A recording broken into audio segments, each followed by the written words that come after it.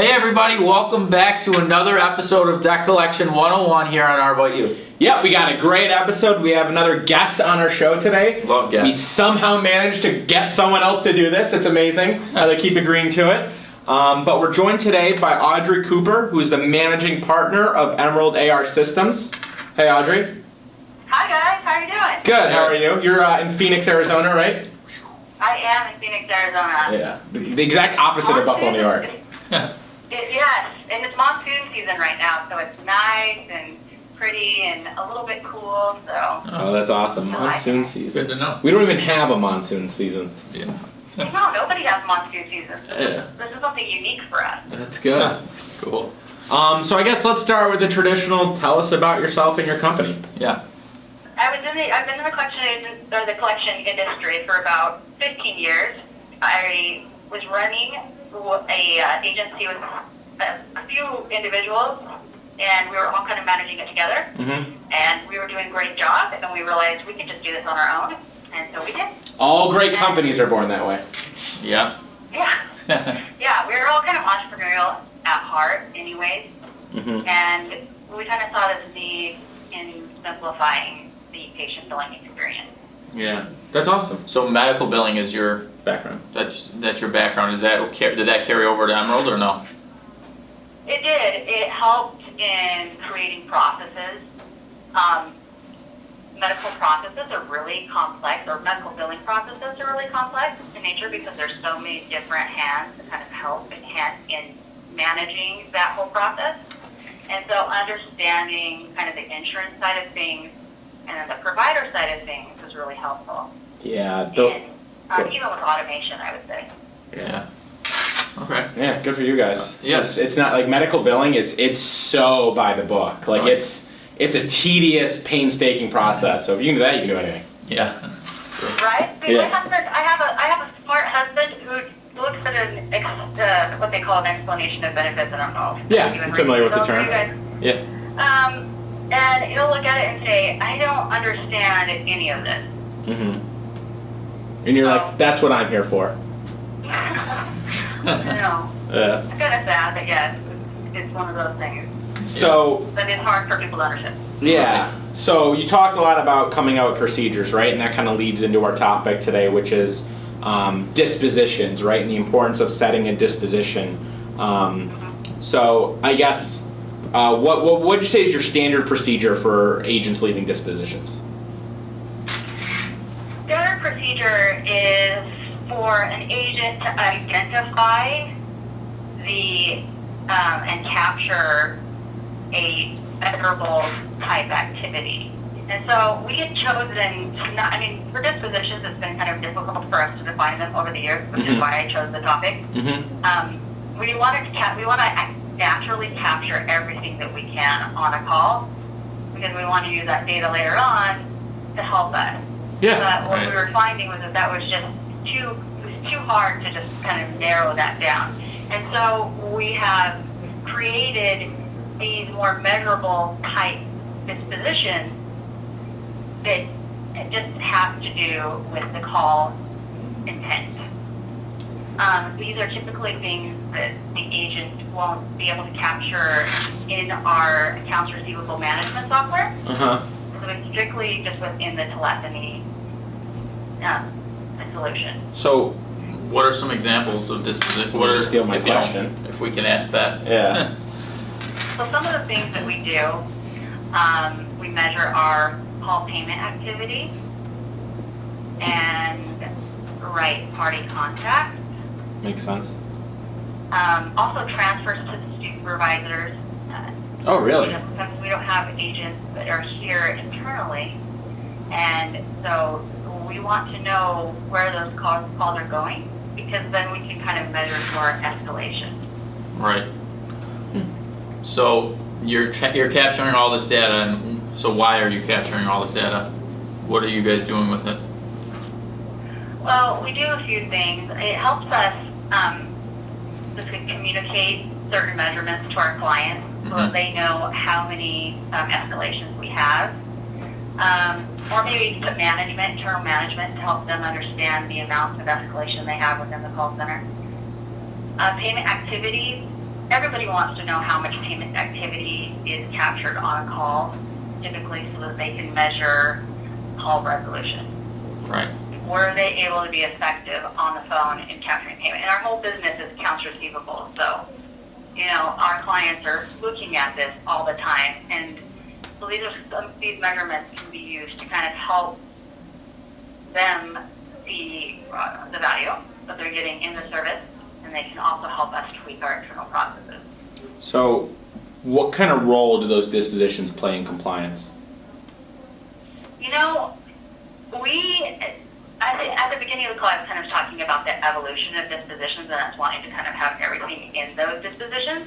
And a long time ago, we used them for like cease and desist, do not call, and sometimes state restrictions. But we have found other softwares as we've grown and automated processes to help us with those compliance capture techniques, and have since not used dispositions for compliance. Okay. Huh. But originally, I think, that was, I can see how those can add value for certain practices. Yeah. Right. But you're doing it another way, so that's more efficient. Yeah. Yeah. It's working for you, right? Yeah. It's working for us. I don't know if it's more efficient. I don't want to claim that, but it is. It's working for us right now. Yeah, and that's all that matters. Yeah, that's good. So, have you been doing this with have you had this this policy and dispositions in place since the beginning, or when did you realize how important this was? Yeah, from the beginning. Organization is really key in managing the life cycle of an account. Yeah. You really want to, and I think that's another role that a disposition plays. It's not just capturing intent, but it's helping you organize things in a certain way. Mm-hmm. Right. And so we were, and then there's all this interpretation also, because you have humans a lot of times like managing these, Yeah. Mm-hmm. And so you're leading that up to them to kind of interpret. And so we noticed that need from the beginning, and we really spent lots of time together defining those. And it was really hard for us. It was really hard for us to define things. We would just overanalyze it, and when we get too close to the situation, we kind of back up a little bit. So. And I think it's important to clarify dispositions, right? Because a lot of people, when they think dispositions, they think I mark that account as called, right? But from what we do here, there's a lot of benefit to having conversations with people, right? So we leave a lot of dispositions in the sense of what happened on that call and what kind of information we got from them. So I think disposition is such a broad definition, right? It's not just a timestamp, right? It's not just marking that account as called or paid or whatever. It's more the information you got off that call. Absolutely. Yeah. So Yeah. the agencies that do well are the ones that get that, right? That understand that information is key, and gathering as much information as you can is really going to help you in the future. Right. And dispositions is just one of the tools. Yeah. Yeah, there's tons out there. Yeah, Right. And so if you can get some great software that has dispositions and there's some metadata to it, use it to its fullest. And I would always suggest use the ones that go with the reporting elements that they have, Mm-hmm. But capitalize on that. Right. Yeah.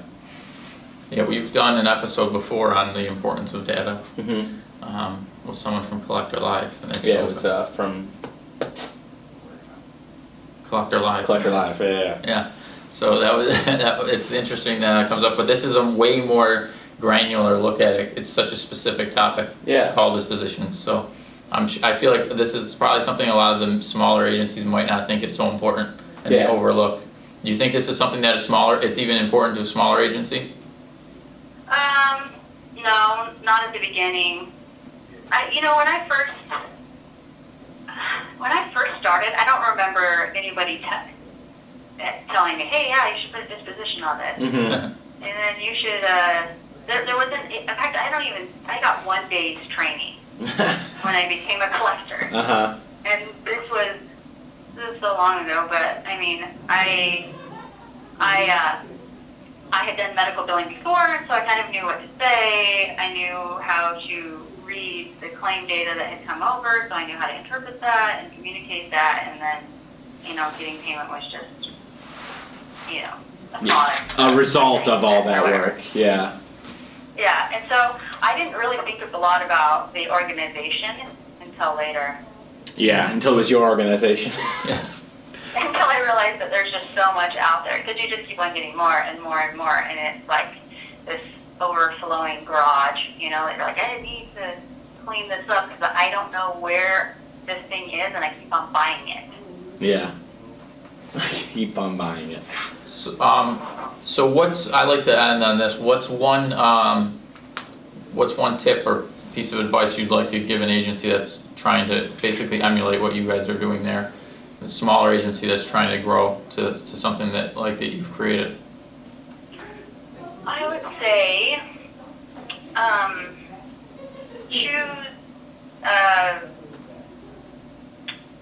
choose systems that have lots of reporting capabilities, Mm-hmm. and then use those systems to their fullest, and make sure when you're going through implementation with any of them that you're researching best, call center processes, or whatever field, maybe even if you're just doing debt collection in general. Mm-hmm. Focus on the dispositions within that industry that are reported on consistently, so that you're relevant within that industry. Great tip. Excellent. If that makes any sense. Alex loved that tip. Yeah, that was That good. was a good one. All right. So yeah, great way to end it. Yeah, thank you so much. Yeah, for we being really on. appreciate you doing this. Appreciate talking You're about call welcome. dispositions. Everyone who's watching, I'm sure, appreciates it as well, so Yeah. thank you very much. But yeah, if you like it, subscribe below. If you didn't, subscribe below, Thanks. and we'll see you next week. See ya.